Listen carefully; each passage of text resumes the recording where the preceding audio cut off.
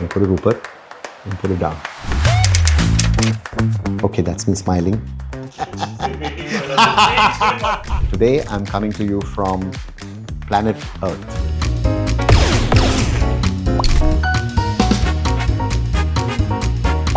Episode 3, The Indian Eye. So this is me talking about life, experiences, cinema, and hopefully not in a way in which it'll pakao you. So this is Mad-Vani again, coming to you from planet Earth. And let's talk today about something that has been in my head for a while, which is what is an Indian eye? And what is a Western eye? And what is an Indian way of seeing? And some of what I talk about may just be for film geeks or for people who are in art and who are interested in art and culture, but some of it may be for people who are, sort of just generally interested in life. So these were the things that were preoccupying me. So I'm going to tell you a question that has been preoccupying me for many years, which is, if you are in Rajasthan, let's say, then what happens is that the Rajasthan that you're watching is Rajasthani or Indian. The person who's there, let's say, in front of the hut is an Indian person. The hut is Indian. How is it that we are not shooting this in an Indian way? Why is it that we are shooting it with an S-curve, with the rule of thirds, in a Henry Cartier-Bresson way, in a European way, in a Wes Anderson way? Why can't we shoot it in an Indian way? And therefore, what makes for an Indian eye? And why is it that our eyes, I've spoken about this before, why is it that our eyes have got colonized by a Western way of seeing? And so this has been something that has been bothering me for a while. And so I started studying the work of a photographer called Raghubir Singh. And I said, what is it about this photography that really excites me, or that's like, and I realized there is a difference between composing a photograph when you're watching it from the outside, saying, what a lovely photograph, how beautifully composed. Oh, it's black and white. First of all, I'm not a great fan of black and white. I prefer color. But when you frame it in that way, I think that there is an outsider's view that you have. Whereas when Raghubir Singh does it, you're not interested in the framing, you're interested in being inside. What happens is that you're smelling the place, you're hearing the place. And as you see some of these photographs of Raghubir Singh, you'll realize that you're saying, but this is exactly what is there outside. Yes, but you feel like you feel this exactly what is there outside my window. But that's the beauty of it, which is that you're capturing chaos. And I think what happens with an Indian eye is that the first thing that I've looked at when I'm looking at an Indian eye is actually chaos. We are surrounded. We're not like Switzerland, or we're not like, how shall I say, in the West, where everything is like, sort of a little more orderly. And I think that we need to embrace that chaos in the framing. So therefore, when I'm shooting, I'm constantly trying to figure out how to bring some chaos into it.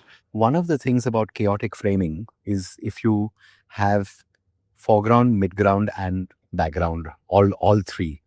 And so ideally, because your eye needs to travel everywhere, it should ideally not be shallow depth of field. It should have like a long depth of field. And so a lot of the time I'd like shooting with f8, f16 if I can, rather than f2.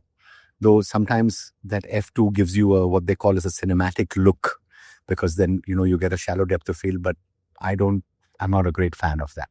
Just now when I was shooting The Waking of a Nation on Sony Live, I was looking at the Indian places will be always handheld and chaotic, but the Western places will be a little more composed in a classical kind of way.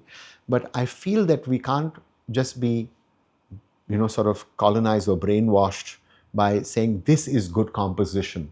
Because I think that when we were told that by people who are looking at it in a way in which David Hockney calls the viewpoint of a paralyzed cyclops. Because it means it's a one-eyed creature, whereas when you're looking at the Indian eye, it's a many-eyed, like you're in the chaos. And therefore we need to embrace that rather than it becoming framed, composed. The Western people told us that, and that's why I prefer Indian miniature art, because it allows my eye to wander rather than me being told where to look, because that's really what our life is outside when you look outside your window, when you're walking down the street. And I think that is really what the chaos of the Indian eye is, which is really something that we have lost. The other thing, of course, which I spoke about the fact that I'm not a great fan of black and white. But I prefer the fact that there is color, because I think that when they say, oh, India has a lot of color, but when we are looking at it as Indians, we don't see the color. And I think that that's something that the Westerners told us: India is so colorful. But it is. And we don't see the color because we're not looking at it. But therefore, when I'm shooting my movies, I just don't color coordinate anymore.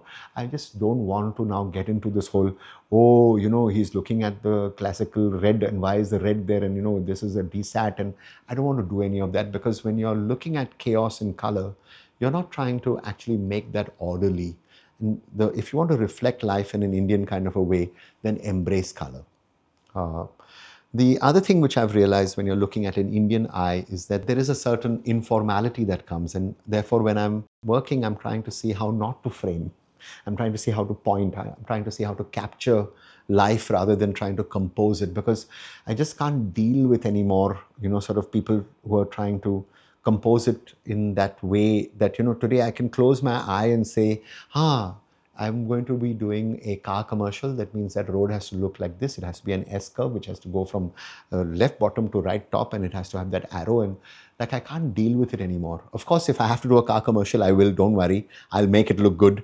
But when I'm doing a feature film and I'm trying to embrace chaos, then that's really some of the rules that I throw out of the window. And that's the other thing which I also find, which is, I'm trying to embrace, and even now in Waking of a Nation, which is the Indianness of it, which is noise, really. And there is visual noise, and there is visual cacophony, and there is audio noise.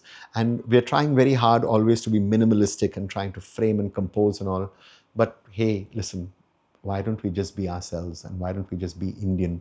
And as I continue practicing, I don't know yet whether I don't think I have at all achieved where I want to go. I'm yet trying to formulate for myself what are the laws of being, what are the Indian aesthetics. I did, in fact, a course at the Mumbai University on Indian aesthetics, where I learned about the Rasa theory to try and figure out what really makes us us. How is it that there is, sort of what is an Indian way of telling, what is an Indian way of seeing? And that's really been my life's preoccupation in the work that I do. And none of this comes from theory. All of it comes from experience, practice, and failing. I remember saying to my team when we were shooting Waking of a Nation, guys, I want cow dung, burnt cow dung on the road so that we can smell the burnt cow dung. And you'll realize that, that in the British part of Waking of a Nation, there are birds chirping, but over here you have street cries. And I love street cries. That's so Indian, right? I like the idea that there is somebody out there, and I live in a house in Prabhadevi where the street cries are yet there, thank God. And so every morning I feel so at home when I hear, "Eh, Vason!" and I hear "Bangar, Bangar wala," or, and I just love that. We are losing. And that's the original advertising, right? Those people are advertising. They're street cries. They're billboards. They're vocal billboards. They're vocal hoardings. And so, sort of that's really part of the Indian kind of stuff that we're losing right now. And the other thing that we're losing is lip sync songs. And my next film, I want to embrace lip sync songs. It's something which is so uniquely ourselves. We must not forget what is part of our films.